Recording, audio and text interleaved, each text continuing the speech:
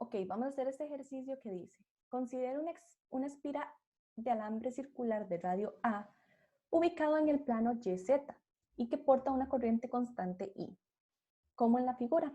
Ahí está abajo la figura. Calcula el campo magnético en un punto axial P a una distancia X del centro de la espira. Entonces, viendo la configuración de la espira, nosotros podemos afirmar que el campo total B en el punto P tiene una sola componente. ¿Ok?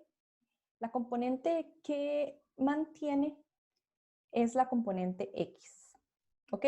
Que es perpendicular al plano de la espira. Pero ustedes dirán, ¿cómo sabemos que solo se mantiene esa componente X? Ok. Entonces, bueno, vamos a seleccionar un punto de DS que sea completamente paralelo al DS que ya tenemos. Entonces aquí yo lo voy a dibujar. ¿Okay? Ahí tenemos un DS, ¿verdad? Ahora, si hacemos lo mismo que tenemos ahí y hacemos una distancia R hacia el punto P, este campo que nosotros tenemos nos va a dar también dos componentes, ¿verdad? Vamos a tener la componente en Y, que sería la que va para abajo, y una componente de Bx, que es la que va en la misma dirección como la que ya teníamos anteriormente. ¿Ok? Ahora, si ustedes ven, ambas componentes, las de dby o la componente perpendicular, tienen la misma magnitud, pero van en sentido contrario. Entonces, ¿qué pasa con estas componentes? Se van a cancelar. O sea, una se cancela con la otra. Y esto va a pasar con cualquier en segmento de DS que nosotros escojamos en Aspiro. Sus componentes perpendiculares se van a cancelar con otra. Entonces, eso es lo importante de destacar en esta parte.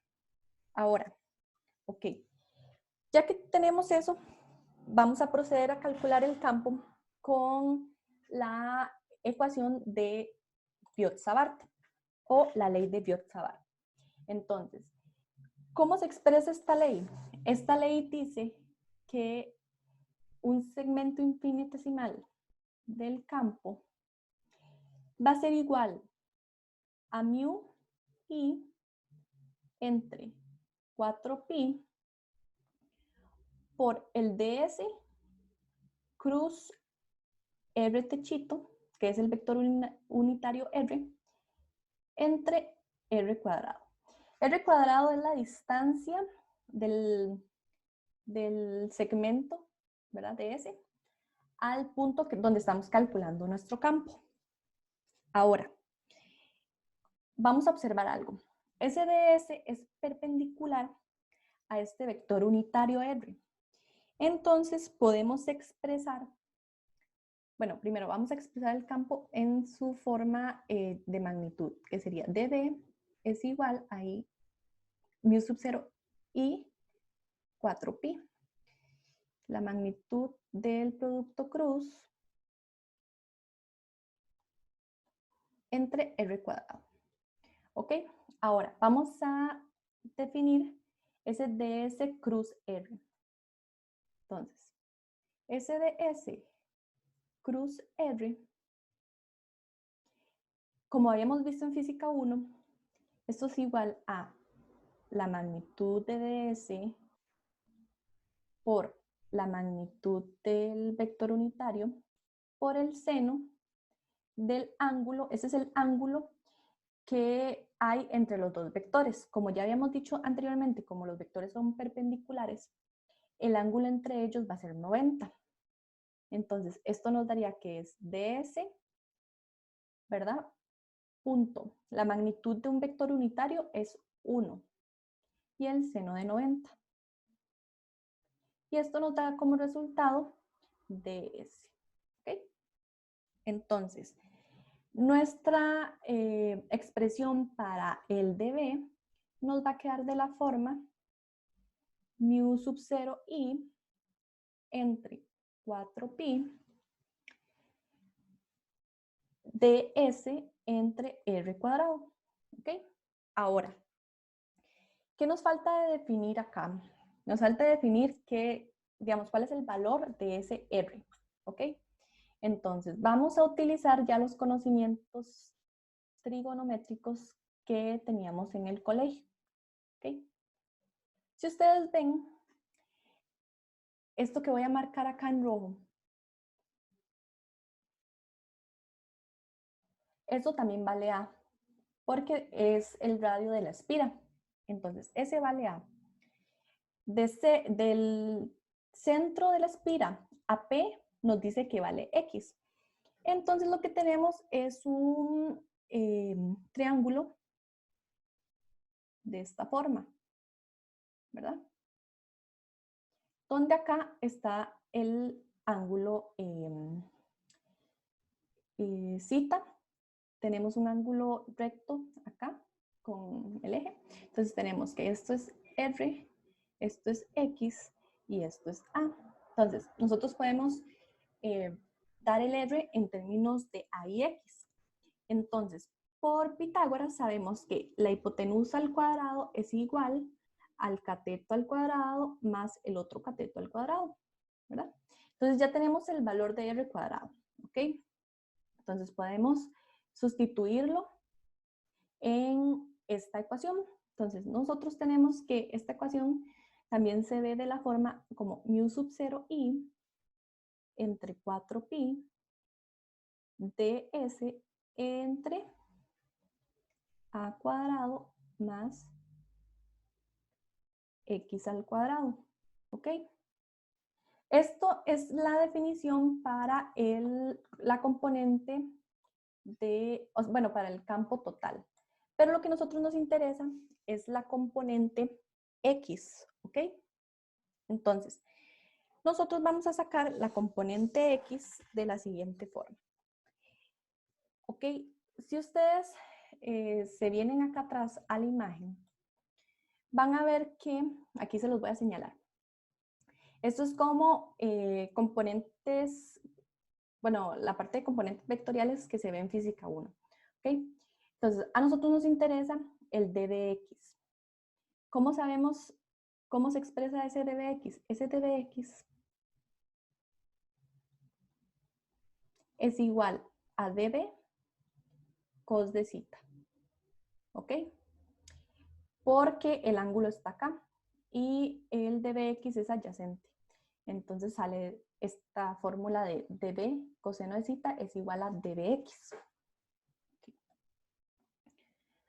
Ahora, vamos a apuntar acá abajo esta definición. Entonces, dbx es igual a la magnitud del campo por el coseno de zeta. ¿Ok? Ahora, nosotros tenemos que expresar cuánto vale ese coseno de zeta. Y para hacerlo podemos utilizar la imagen que ya habíamos hecho aquí en rojo. Si ustedes ven esta imagen y sacan el coseno de zeta, nuestro coseno de zeta, los voy a poner acá en rojo, nuestro coseno de zeta va a ser igual al adyacente entre la hipotenusa. Y nosotros ya conocemos cuál es el valor de hipotenusa. Lo único que hay que hacer es ponerlo en forma simple, ¿verdad? Entonces lo que hacemos es sacar raíz. Entonces, esto es igual a raíz de a cuadrado más x cuadrado. ¿Verdad? Entonces ya tenemos cómo se expresa ese coseno de zeta en los valores que nos da inicialmente el problema.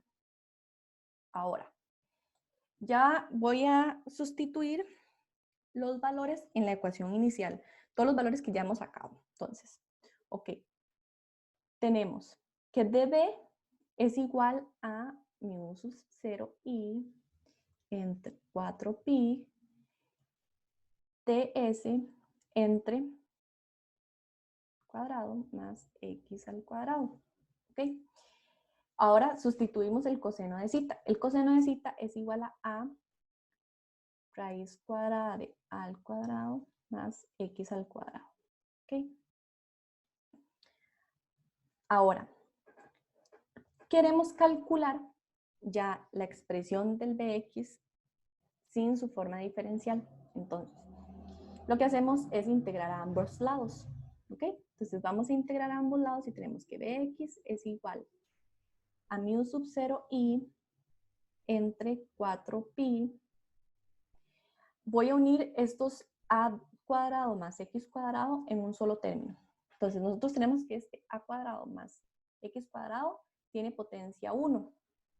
Y este, el de la raíz, la potencia es un medio. Entonces al sumarlo nos da que es a cuadrado más x cuadrado a las 3 medios.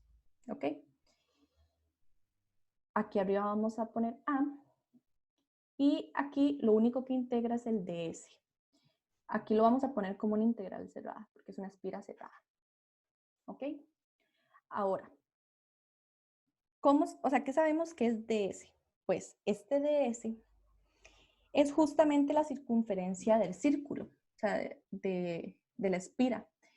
Y esta circunferencia es 2πa, porque el radio de la espira es la constante a.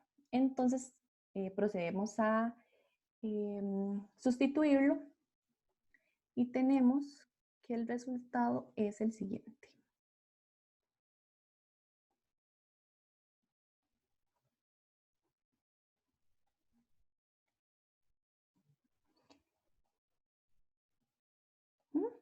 Ahora, voy a empezar a simplificarlo. Entonces es